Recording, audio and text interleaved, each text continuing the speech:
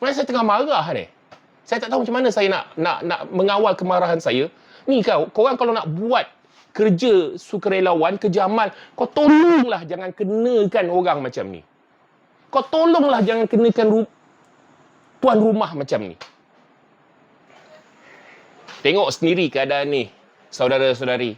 Yang anda nampak ni, ini adalah rumah. Rumah untuk hampir 50 orang anak-anak asnaf. Okey? Ada sesuatu berlaku pada hari ini, hari Sabtu 14 hari bulan Februari, di mana kononnya orang tengah berkasih sayang. Jadi ada satu grup ni, dia datang ke rumah ni dan dia cakap dia nak cat rumah ni tau. Dia nak cat rumah ni dan dia nak kemas, dia nak buat benda yang betul lah. Jadi budak-budak ni 47, anak-anak asnaf ni, 47 tak silap saya, diorang jadi excited. Diorang wah happynya dapat tempat yang ni. Jadi, diorang pergi keluarkan semua barang-barang, macam ni semua sekali, yang anda nampak ni, macam ni semua sekali ni. Diorang keluarkan semua barang-barang ni. Dan lepas tu, dia buat kerja sedikit sahaja dan kemudiannya dia tinggalkan. Kau nampak semua tercabut. Dia tinggalkan. Okey, dia tinggalkan. Tengok sekejap, baik. Nanti tajam, jalan sikit, tapi bahaya Langkah besi tu besi. Okey.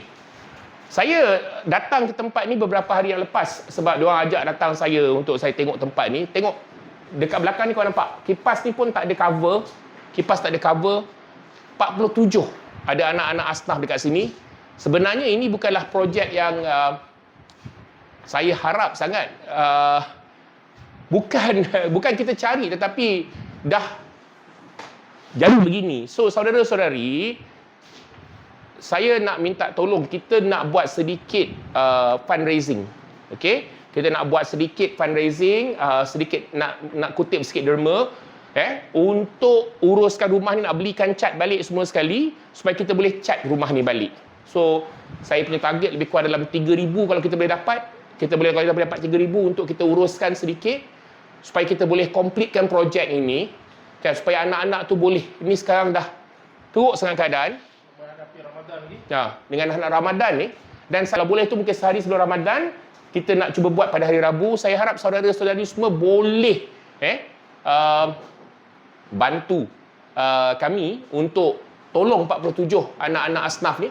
Dia daripada umur 4 tahun yang paling kecil sampai umur 17 tahun. Kesian, saya tengok pun kesian. Macam excited diorang, orang betul-betul nak datang, nak kononnya nak tolong diorang, kan? Lepas tu main tinggal begitu sekejap.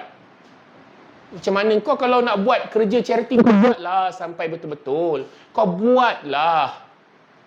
Okey, kau buatlah. Tapi apa ni?